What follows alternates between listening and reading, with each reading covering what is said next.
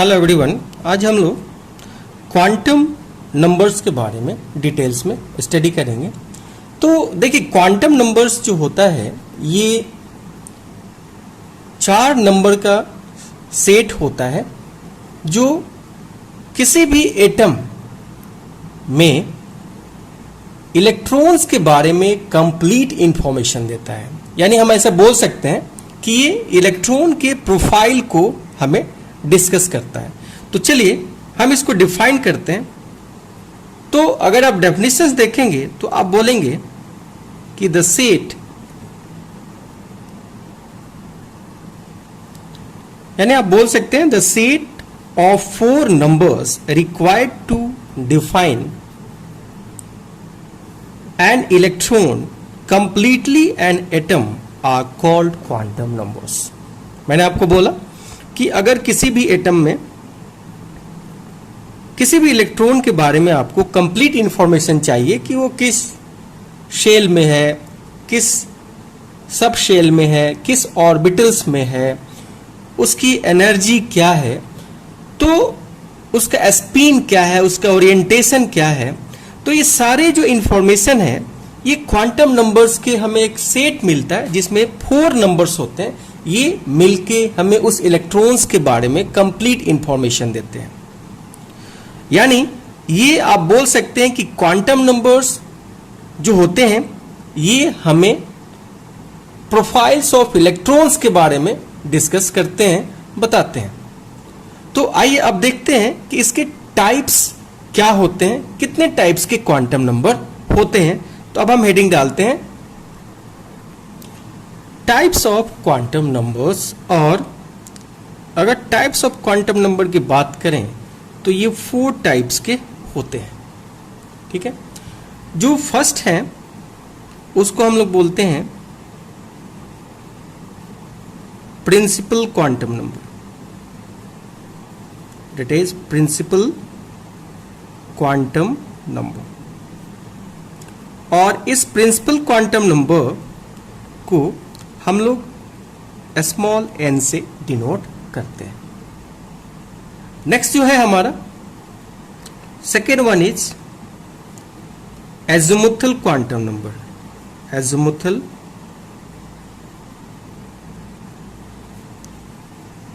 Quantum number, और इसको हम लोग स्मॉल l से डिनोट करते हैं, या किसी किसी बुक में आप देखिएगा m ऑल बेस में l ऐसा लिखा रहेगा। Third one is magnetic quantum number. Magnetic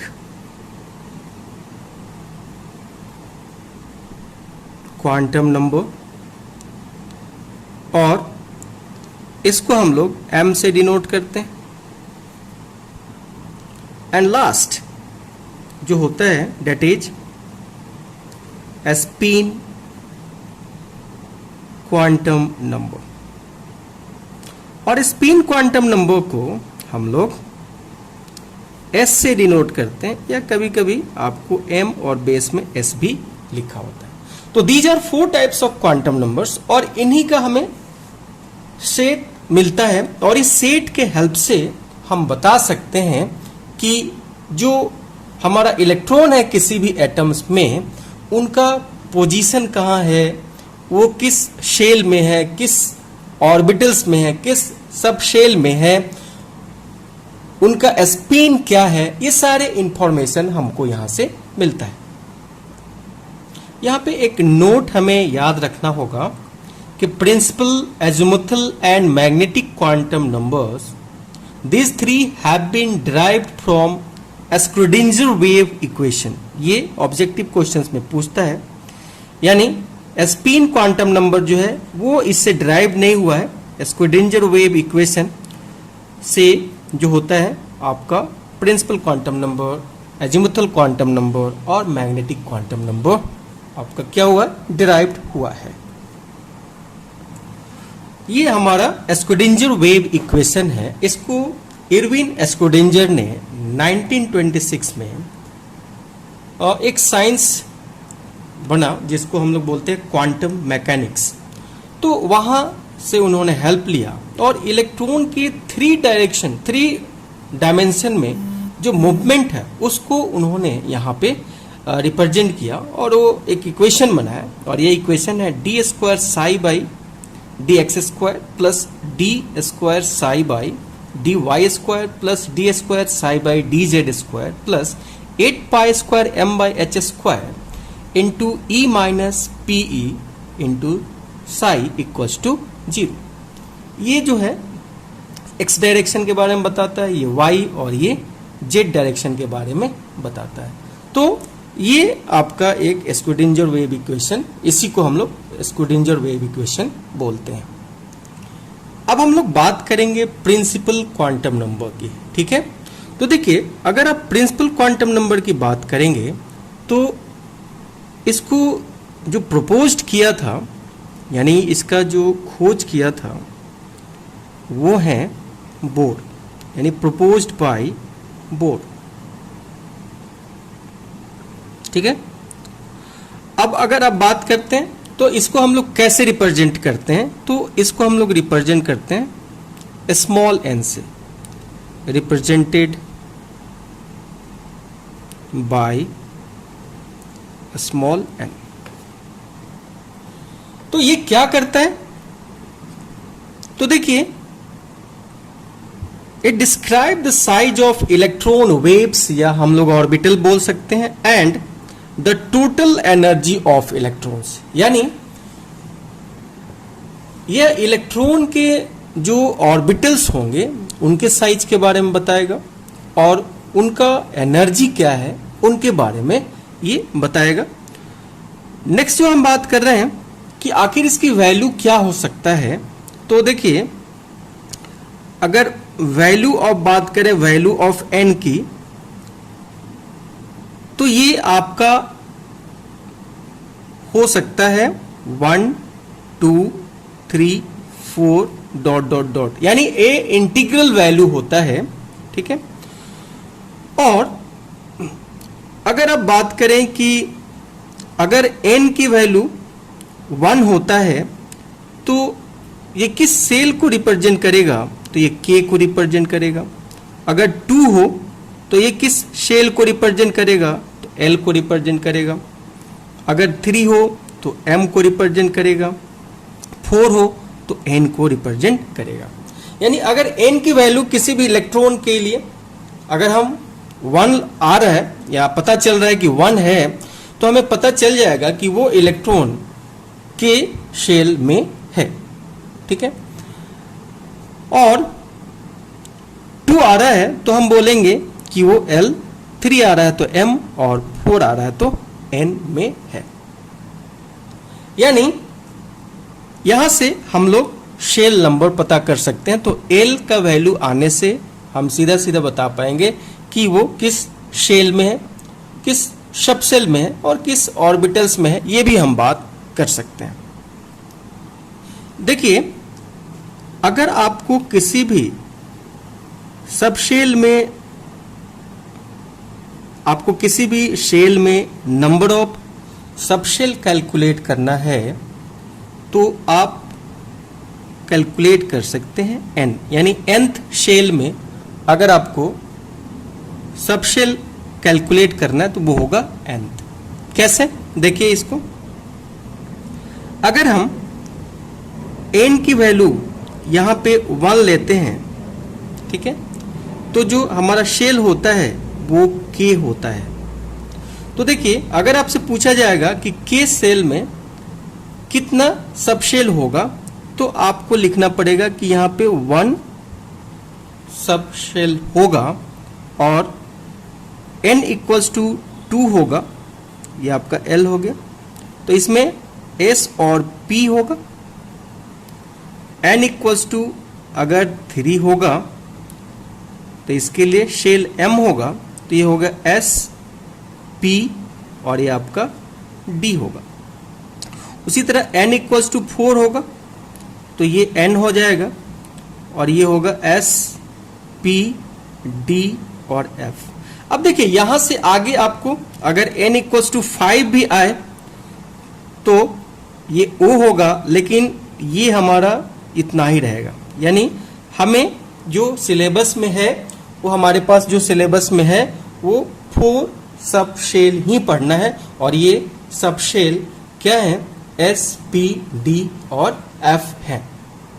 अब आइए हम समझ रहे हैं एक डायग्राम से। ये हमारा हाइड्रोजन एटम है, ठीक है जी, और हाइड्रोजन एटम में ये हमारा न्यूक्लियस है। अगर हम इसको n = 1 लिखते हैं तो ये हमारा कौन सा सेल होगा? तो ये हमारा K शेल होगा। अगर हम इसको n = 2 लिखते हैं तो ये L होगा। n = आप 3 लिख रहे हो तो ये M होगा, और n = अगर आप 4 लिख रहे हो तो ये आपका N होगा। तो ये जो है दीज आर शेल, ये सब क्या है?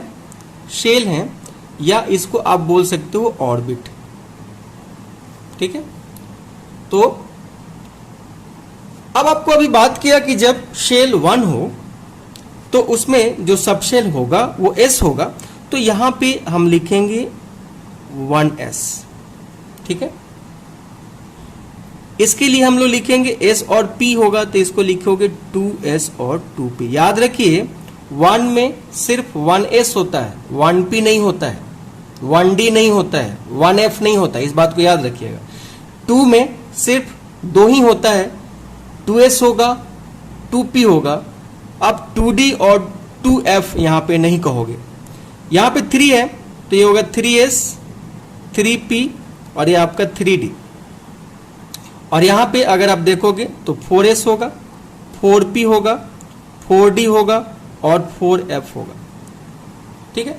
तो इस तरीके से आप देख पा रहे हैं कि ये शेल हुआ, ठीक है, और इसमें ये सब शेल हुआ, और ये सब शेल में आप देख रहे हो कि जब n = 1 है तो एक सब शेल है, n = 2 है तो 2 सब शेल है, n = 3 है तो 3 सब शेल्स है, n = 4 है तो 4 सब शेल है, और 4 के बाद 5 भी आएगा तब भी हम 4 ही सब शेल की बात करेंगे।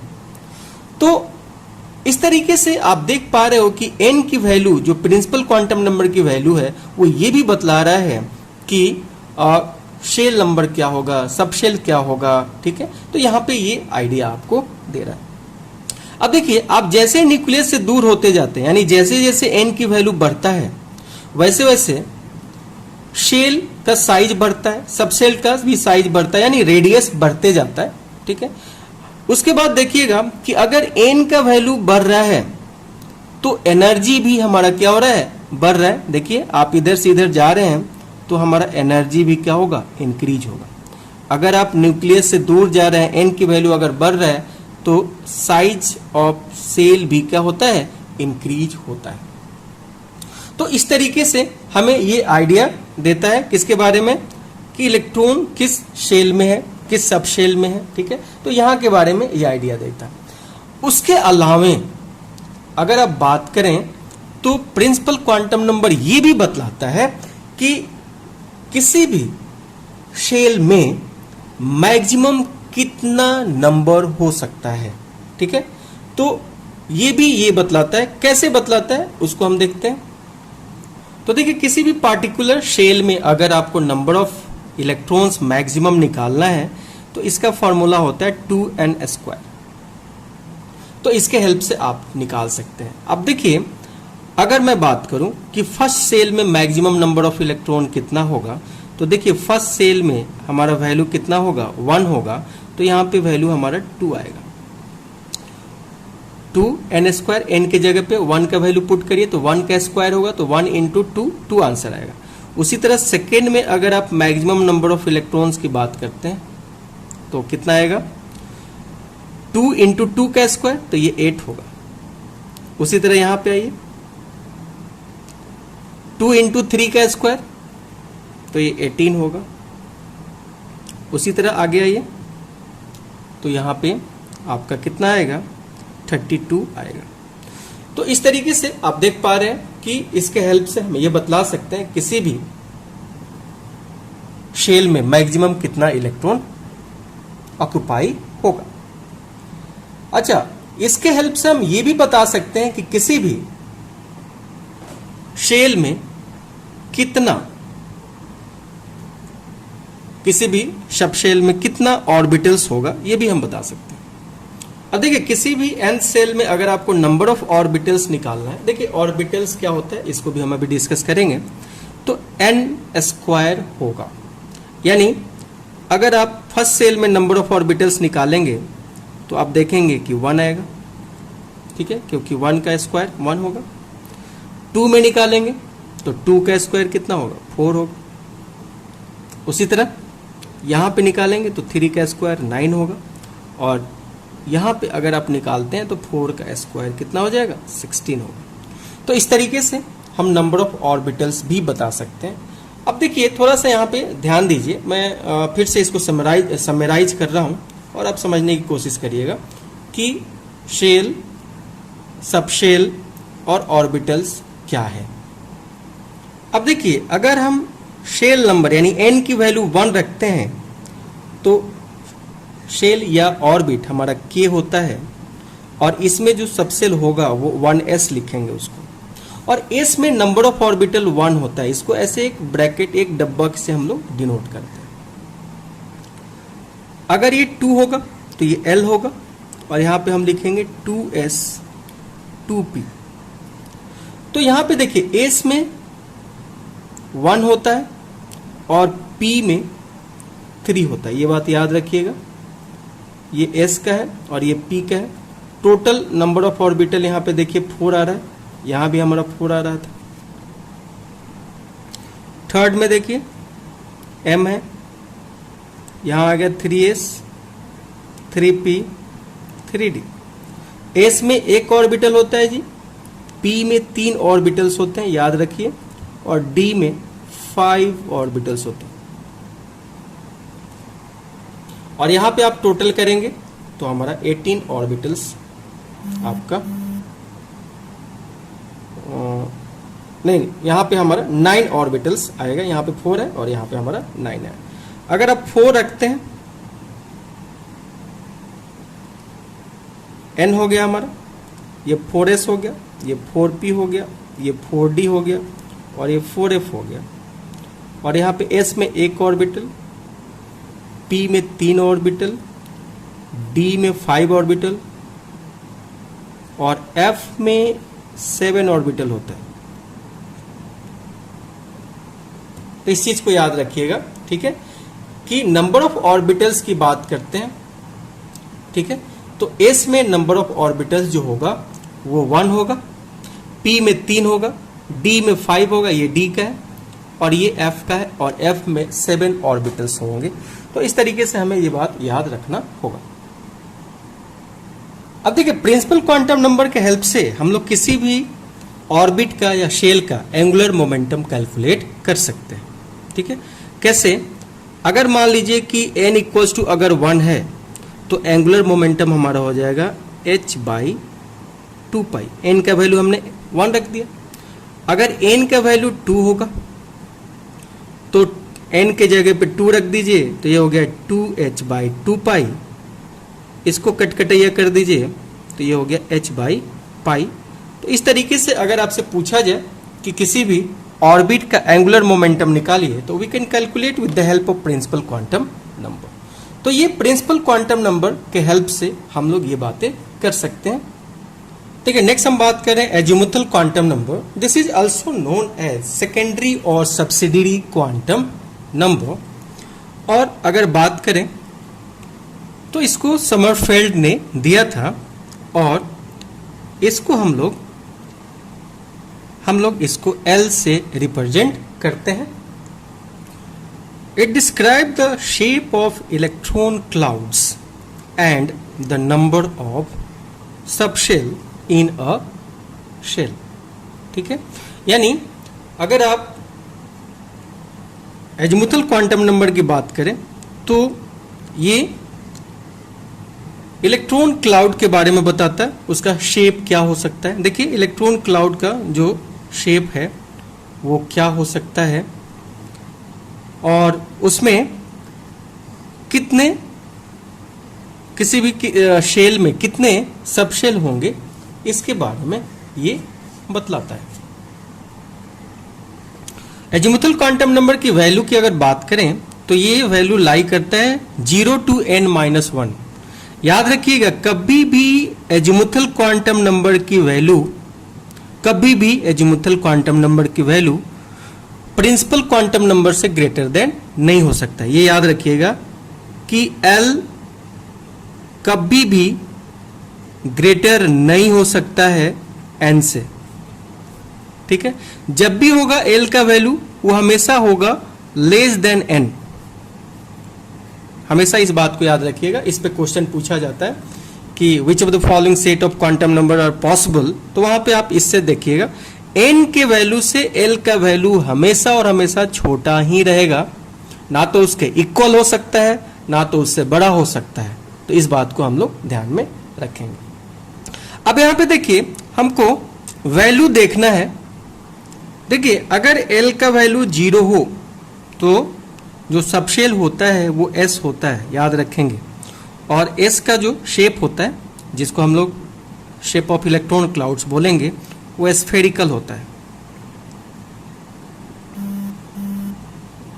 स्फेरिकल का मतलब कुछ ऐसे होगा, ठीक है, इस तरह से स्फेरिकल आपका होगा। अगर L का वैल्यू 1 हुआ तो जो सबशेल होगा वो P होगा और ये डम्बल होगा, डम्बल शेप्ड होगा, कुछ इस तरीके से आपको दिखेगा। ठीक है, अगर ये 2 होगा तो आप D बोलिएगा। यहां पे डबल डम्बल होगा, डबल डम्बल शेप। कैसे होगा जी? इस तरीके से होगा। डबल डम्बल का मतलब होता है 2 डम्बल आप लगाइए। और जब 3 होगा तो सबसेल जो होगा वो F होगा और इसका शेप जो है वो कॉम्प्लिकेटेड है, कॉम्प्लेक्स है। तो L के वैल्यू से आपको याद रखना पड़ेगा कि L का वैल्यू जब 0 हो तो सबशेल S होगा, 1 हो तो P होगा, 2 हो तो D होगा, 3 होगा तो F होगा।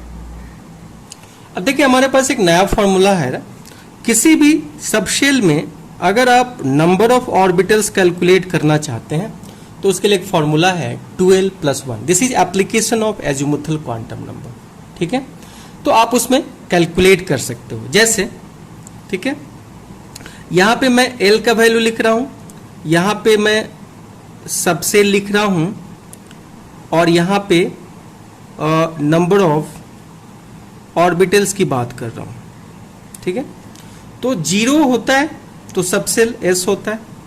अब फॉर्मूला लगाइए 2l+1, तो 2 × 0 + 1 = 1।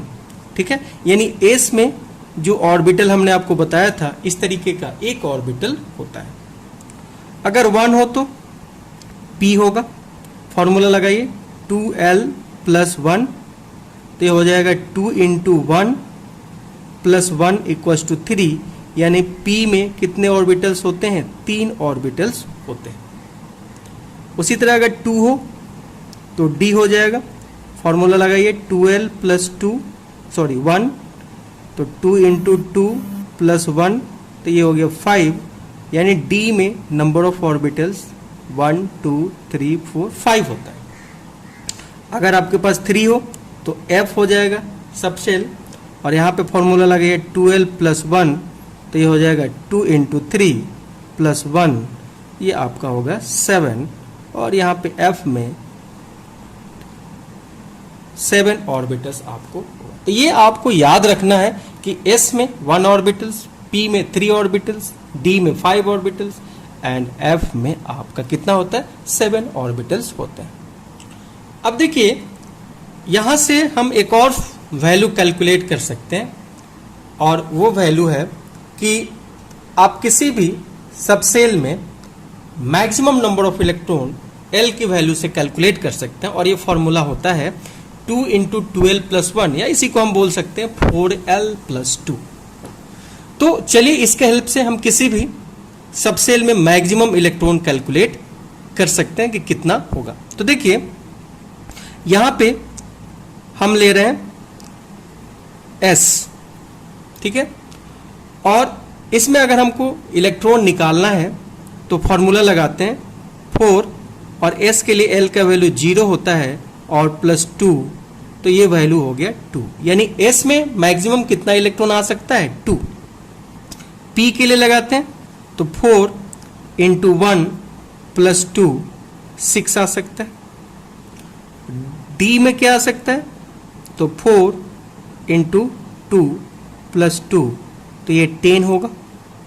और F में कितना आता है जी तो 4 × 3 + 2, तो 14 आता है।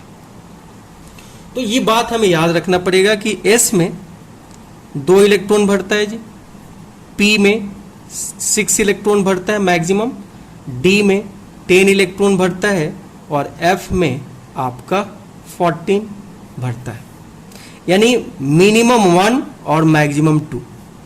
P में मिनिमम 1 मैक्सिमम 6, D में मिनिमम 1 मैक्सिमम 10 और F में मिनिमम 1 और मैक्सिमम 14।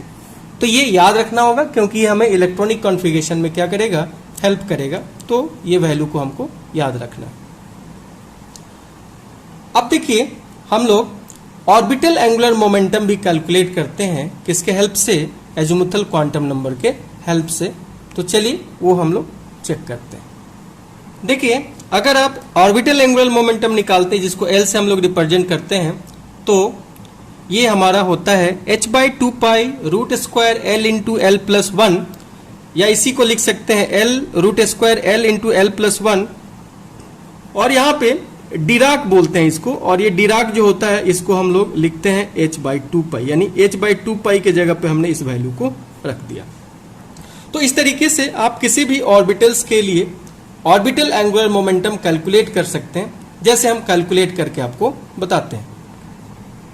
जैसे मान लीजिए आपके पास S ऑर्बिटल्स है, ठीक है, तो इस ऑर्बिटल के लिए अगर एंगुलर मोमेंटम आप निकालने चलेंगे तो फॉर्मूला क्या है h/2 पाई, ठीक है, और √² L × L + 1। अब देखिए ये हो गया h/2 पाई। अब आपको ये बात याद रखना पड़ेगा कि S के लिए L का वैल्यू 0 होता है, तो इसको अगर आप सॉल्व करते हैं तो ये वैल्यू कितना हो जाता है 0। तो S चाहे कोई भी हो, 1s हो, 2s हो, 3s हो, 4s हो, किसी भी S के लिए अगर आपको निकालना है तो ये वैल्यू क्या होगा 0 होगा। उसी तरीके से आप P का निकालिए, D का निकालिए और F का निकालिए, ठीक है, और प्रैक्टिस करिए। तो अगर आप कैलकुलेट करते हैं तो P के लिए देखिए ऐसा वैल्यू आ सकता है, याद रखिए ये दोनों वैल्यू सिमिलर है, तो इस तरीके से आंसर आपको आ जाएगा। अब हम नेक्स्ट बात करने जा रहे हैं मैग्नेटिक क्वांटम नंबर की, ठीक है। तो मैग्नेटिक क्वांटम नंबर के बारे में डिटेल्स में देखेंगे। तो देखिए बोल रहा है कि इसको लिंडे ने प्रपोज किया था, इसको m से डिनोट करते हैं, और ये describe orientation of the subshell. अब ओरिएंटेशन का मतलब क्या होता है इसको समझिए। देखिए ओरिएंटेशन का मतलब होता है कि हमारा x, y और जो z एक्सिस है इसके लॉन्ग, तो s इसके लॉन्ग इस तरीके से होता है जी। अब देखिए p में 3 ऑर्बिटल्स होते हैं, तो p में 3 ऑर्बिटल्स आपको कौन कौन आएंगे, तो एक आएगा px, एक आएगा py और एक आएगा pz।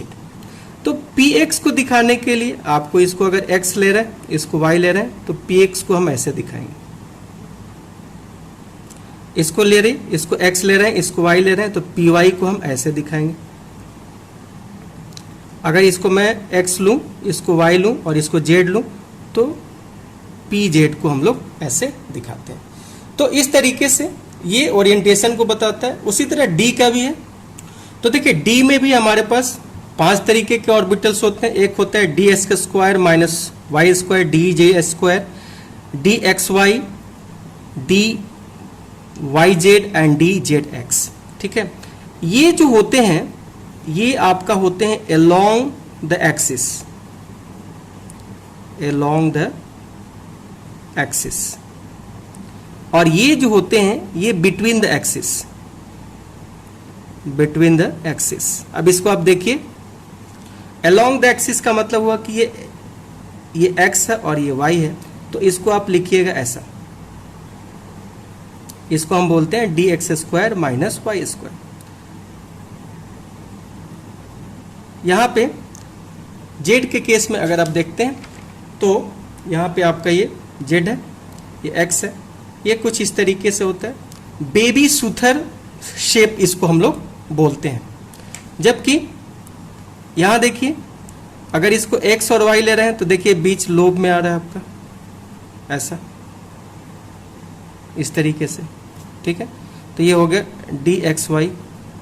उसी तरीके से अगर आप इसको y ले रहे हैं, इसको z ले रहे हैं, तो ये कुछ ऐसा हो जाएगा, इसको बोलते हैं dzy या dyz।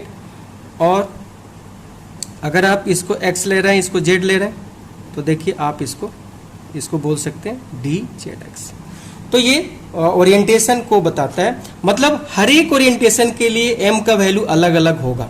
देखिए यहाँ 3 ओरिएंटेशन है तो m का 3 वैल्यू होगा, यहाँ के 5 ओरिएंटेशन है तो m का वैल्यू 5 होगा। तो इस चीज को ध्यान में हम लोग रखेंगे कि m का जो वैल्यू है वो ओरिएंटेशन वाइज अलग अलग होगा। तो m का वैल्यू क्या हो सकता है इसकी बात करते हैं। तो देखिए m का वैल्यू होता है -l से लेकर +l तक इंक्लूडिंग 0। ठीक है, इस बात को याद रखिएगा कि m का वैल्यू कहां से कहां लाई करेगा, -l से लेकर +l तक लाई करेगा, उसमें 0 भी आपको रहेगा। यानी m का वैल्यू कभी भी l के वैल्यू से ज्यादा नहीं हो सकता, याद रखिएगा। m ग्रेटर देन l कभी भी नहीं हो सकता है। तो m जब भी होगा या तो लेस हो सकता है या इक्वल हो सकता है, किसके, l के।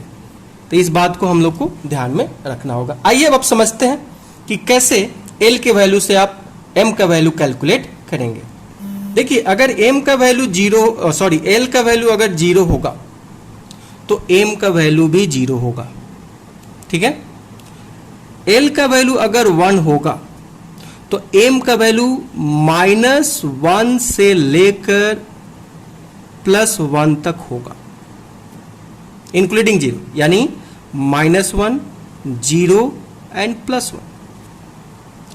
अगर l का वैल्यू 2 होगा तो ये -2 से लेकर +2 तक होगा। तो कौन कौन वैल्यू होगा, -2, -1, 0, +1 एंड +2। उसी तरह अगर 3 होगा तो -3 से लेकर आपका क्या होगा, +3 तक होगा। कौन कौन होगा, -3, -2, आपका हो गया -1, 0, +1, +2 एंड +3। ठीक है, तो इस तरीके से आप देखेंगे कि जितने ऑर्बिटल्स होते हैं उतने आपको वैल्यू मिलेगा। तो यहां पे टोटल m का जो वैल्यू होता है उसको हम ऐसे लिखते हैं, टोटल वैल्यू ऑफ m। अगर ये आपको निकालना है तो फॉर्मूला लगा दीजिए 2l + 1।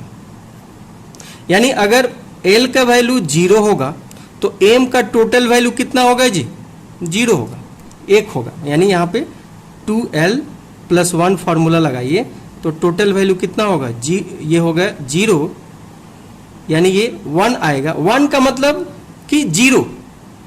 ठीक है, अगर l का वैल्यू 1 है तो m का टोटल वैल्यू कितना आएगा, तो टोटल वैल्यू निकालिएगा तो आपके पास 3 आएगा। 3 में क्या आएगा, -1, 0, +1। उसी तरह l का वैल्यू 2 होगा तो m का जो टोटल वैल्यू होगा वो कितना आएगा, वो 5 आएगा। कौन कौन, -2, -1, 0, +1, +2। देखिए 1, 2, 3, 4, 5। तो इस तरीके से हम लोग कैलकुलेट कर सकते हैं टोटल वैल्यू और इंडिविजुअल वैल्यू भी हम लोग प्रेजेंट कर लेते हैं। नेक्स्ट हम बात करते हैं स्पिन क्वांटम नंबर। इसको सैमुअल गोल्डस्मिथ एंड उलेनबैक ने दिया था और इसको S से रिप्रेजेंट करते हैं। ये स्पिन ऑफ इलेक्ट्रॉन को रिप्रेजेंट करता है और दो तरीके से स्पिन आपको यहाँ पे मिलेगा, एक क्लॉकवाइज और एक एंटी क्लॉकवाइज। अब देखिए, एक होता है हाफ 1/2 और एक होता है हाफ -1/2। तो प्लस हाफ हम लोग क्लॉकवाइज के लिए लगाते हैं और माइनस हाफ हम लोग एंटी क्लॉकवाइज के लिए। तो क्लॉकवाइज के लिए हम लोग ऐसे डायरेक्शन देंगे और एंटी क्लॉकवाइज के लिए हम लोग ऐसे डायरेक्शन देंगे। तो इस तरीके से हम लोग यहाँ पे दिखाते हैं। अब देखिए, स्पिन मैग्नेटिक मोमेंट आप कैसे कैलकुलेट कर सकते हैं। तो हम लोग वहां पे निकालते हैं magnetic spin magnetic moment, μs लिखते हैं EH/2πmc s √² s into s+1, जहां s की वैल्यू आपको यहां पे 1/2 लेना है। और किसी भी एटम्स में मैक्सिमम स्पिन अगर निकालना है तो वहां पे लेना है 1/2 इंटू n, जहां n क्या है, अनपेयर्ड इलेक्ट्रॉन का number. This is number of unpaired electron. तो इस तरीके से हमने स्पिन क्वांटम नंबर के बारे में डिटेल्स में पढ़ा। अब चलिए थोड़ा एग्जांपल्स हम लोग बात करते हैं। अब देखिए, आपसे अब क्वेश्चंस कैसे पूछा जा सकता है वो आप देख लीजिए। यहाँ पे अगर n है, यहाँ पे ये l है और ये m है, ठीक है जी। तो n का वैल्यू अगर 1 होगा तो l का वैल्यू क्या हो सकता है, तो l का वैल्यू 0 हो सकता है। l का वैल्यू 0 हो सकता है तो m का वैल्यू क्या होगा, 0 होगा। s का वैल्यू क्या हो सकता है, तो +1/2 भी हो सकता है और -1/2 भी हो सकता है। ये डिपेंड करेगा नंबर ऑफ इलेक्ट्रॉन कितना आ रहा है उस पर। अगर ये 2 है तो l का वैल्यू देखिए क्या क्या हो सकता है। अगर ये आपका 2 है तो l का वैल्यू क्या होगा, तो l का वैल्यू आपका क्या होगा, 1 होगा। और जब ये 1 होगा तो ये -1, 0, +1 हो सकता है और ये ±1/2। उसी तरह ये 3 होगा तो ये क्या होगा, 2 होगा। ये वैल्यू क्या हो सकता है, -2, -1, 0, +1, +2 और ये ±1/2 होगा। तो इस तरीके से आपको ध्यान में रखना होगा। या अगर आपसे पूछेगा कि अगर n = 1 है, l = 2 है, तो बताओ कौन सा सबसेल होगा, तो ये पॉसिबल नहीं होगा क्योंकि l का वैल्यू जो है हमेशा n से छोटा होना चाहिए। तो इस बात को ध्यान में रखिएगा। बोलेगा n का वैल्यू 1 है और l का वैल्यू 0 है, तो कौन सा सबसेल होगा, तो आप बोलिएगा 1s, ठीक है। तो इस तरीके से हम यहाँ पे कैलकुलेशन कर सकते हैं, ठीक है। तो ये हमारा क्वांटम नंबर का पूरा वीडियो रहा। अब हम लोग नेक्स्ट में इलेक्ट्रॉनिक कॉन्फ़िगरेशन को डिस्कस करेंगे।